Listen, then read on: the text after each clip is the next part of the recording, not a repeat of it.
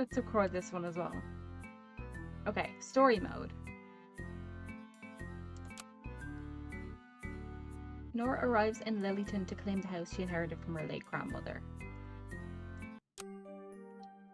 Granny's house is much smaller than I remember. The last time I visited was 8 years ago when I was 14. The building seemed like it was looming over me back then. It's definitely not a small structure, but it's funny how one's perspective changes with age. I can't believe 8 years have already passed since the last time I saw Granny. And I can't believe I'll never see her again. I should have come to visit Grandma during my holidays. Now it's too late. I miss her loving gaze and her kind smile. At least my pendant always reminds me of Granny Danika's happy expression. She gave me this piece of jewellery when I left to study magic at the Pericule Academy. She said her gift would make sure I never strayed from the right path, but Nora falls into deep thought, her mind wandering back to a month ago when she was attending a lecture on mathematical solutions to casting conjuration magic. Yawn. Could this lesson get any more boring? I don't understand what the teacher is explaining to us. And the person I chose to come to the board to draw the magical circle I just taught you about will be Nora. Surprise. Slowly, reluctantly, Nora makes her way to the front of the classroom. Her hands are clammy, her bottom lip quivering. The teacher gives her the chalk. She draws a crude, shaky circle on the board and does her best to fill it in with the right symbols.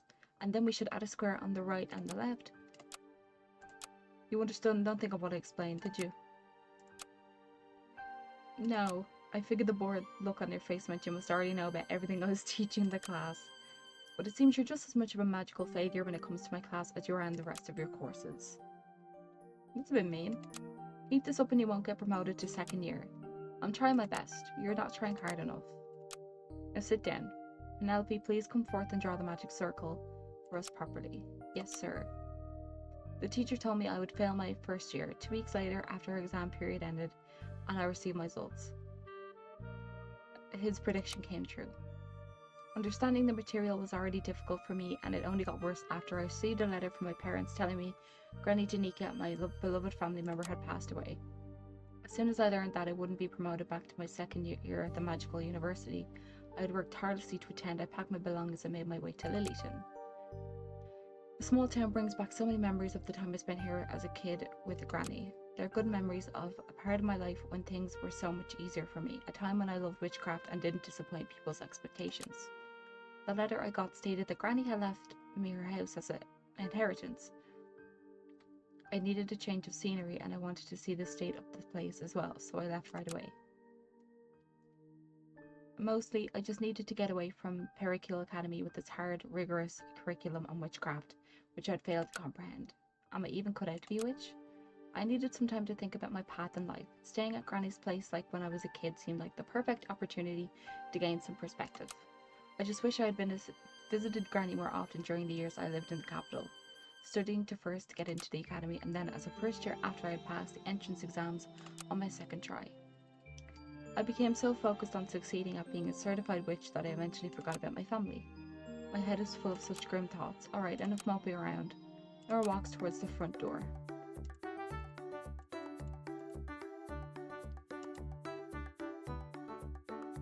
Nora meets the spirit of the house, who presents a challenge to her, finding Granny's most precious item. Where did I put the keys to the house? My parents sent them to me with the letter about Granny's passing. She rummages through the bag on her hip, fiddling with all the items she brought with her. The keys jiggle. Oh, here they are.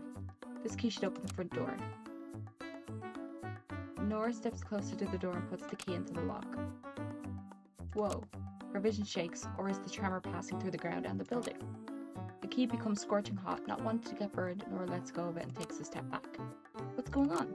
An aura of blue light surrounds the whole house. The smell of incense burns in the air. Magic, powerful magic, and energy isn't coming from Nora. With a loud whoosh, a semi-transparent figure made of pure light appears in front of Nora, blocking her path to the door. An apparition takes the form of a beautiful woman, but her features are scrunched in an angry frown and her eyes glow with fury as she looks Nora up and down. What are you?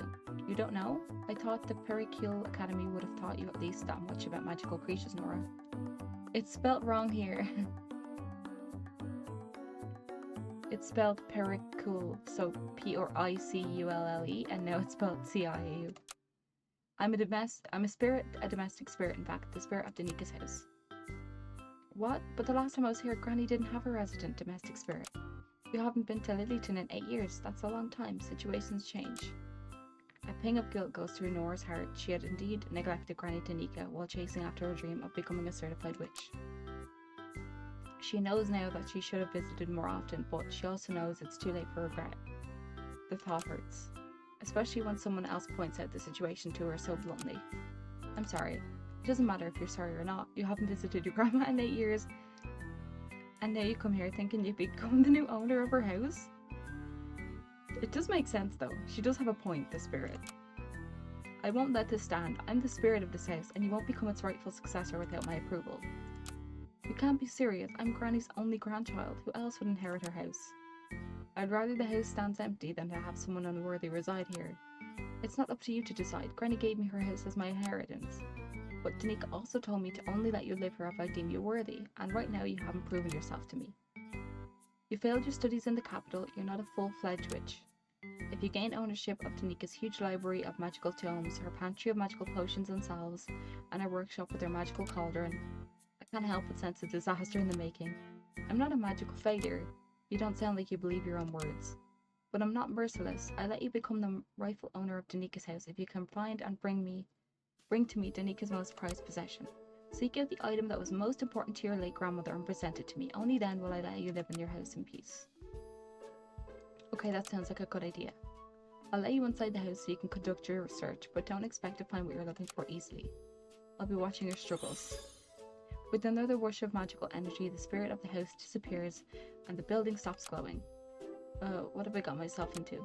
Find Granny Danica's most prized possession?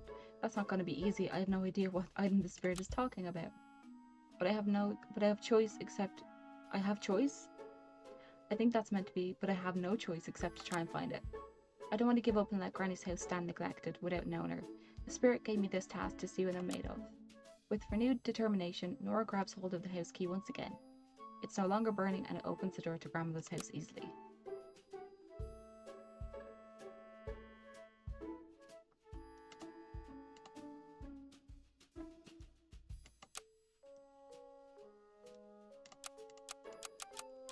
Oh wow.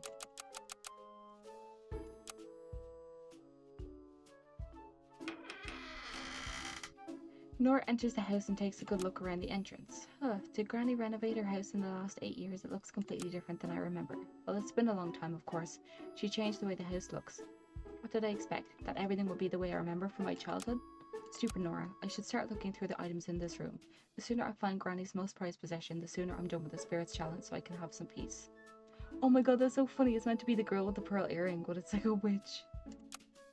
I have no idea what I'm looking for though. Maybe I'll start by finding all the items that look significant. Might as well tidy the place up while I'm searching. Oh, okay, finally. That was a long time of dialogue. 1. Do an orange.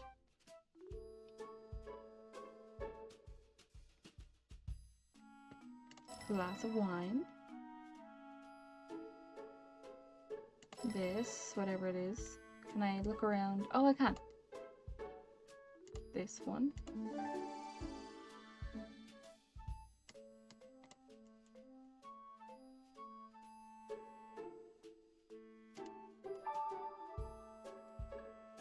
And this one.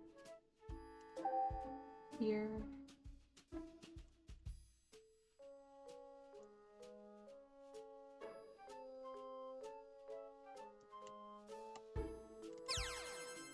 Ooh, and one more.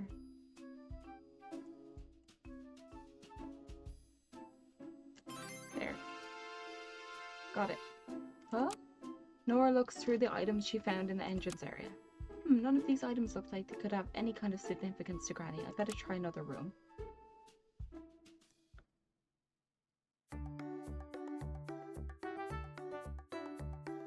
That was a demo? I kind of forgot it was a demo. Anyway, that was really good. Currently, from just playing the demo, that was too much dialogue. too much dialogue. I would like less dialogue and more hidden object, but yes, you've reached the end of the demo.